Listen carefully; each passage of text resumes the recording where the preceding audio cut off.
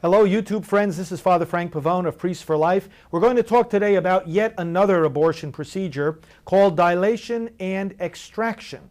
Now, I've talked to you about the dismemberment procedure, the suction procedure, as well as the prostaglandin abortion. Today's procedure is even more horrifying because it uses the birth process itself as the method of killing.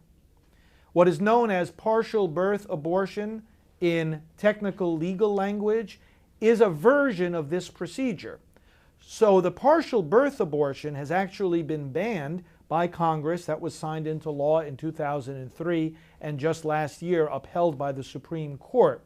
So a particular version of what we're about to describe to you is now illegal in the United States of America, but not every version of what we're about to tell you is in fact illegal. In fact, there are still battles going on in various states. Most recently, for example, in Michigan, where the governor vetoed a ban on the type of procedure we are about to describe. Now, this procedure is so unbelievable that some of you who are viewers are going to say, this cannot possibly be happening. Father Frank must be making this up. And that's why I have a few papers in my hand that I want to point out.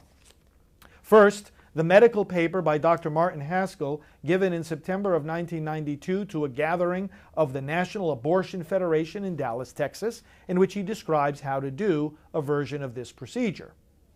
Then we have the act of Congress banning this particular procedure, or one variety of it anyway. And then we have two decisions of the United States Supreme Court in regard to the procedure that I'm about to describe to you. If it's not happening, someone ought to tell Dr. Haskell, someone ought to tell the Congress and the President of the United States, someone ought to tell the United States Supreme Court. What happens in this procedure? The baby is brought out alive as if being delivered, and before the delivery is completed, the baby is killed. I want you to actually listen to abortionist Martin Haskell describing this procedure to a group of abortionists.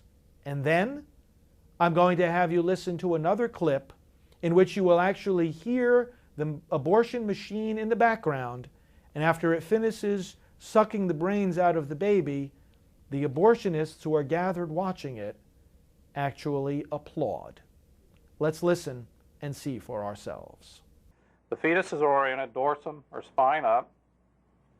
At this point, the surgeon, the right-handed surgeon, slides the fingers of the left hand along the back of the fetus and hooks the shoulders of the fetus with the index and ring fingers. Next, he slides the tip of the middle finger along the spine towards the skull while applying traction to the shoulders and the lower extremities. The middle finger lifts and pushes the cervix out of the way. While maintaining this tension, the surgeon then takes a pair of blunt, curved Metzenbaum scissors in the right hand. He carefully advances the tip curved down along the spine and under the middle finger until he feels it contact the base of the skull, under the tip of the middle finger. Reassessing the proper placement of the closed scissors tip and safe elevation of the cervix, the surgeon then forces the scissors into the base of the skull. He spreads the scissors to enlarge the opening. The surgeon then introduces a suction catheter into this hole and evacuates the skull contents. With the catheter still in place, he applies traction to the fetus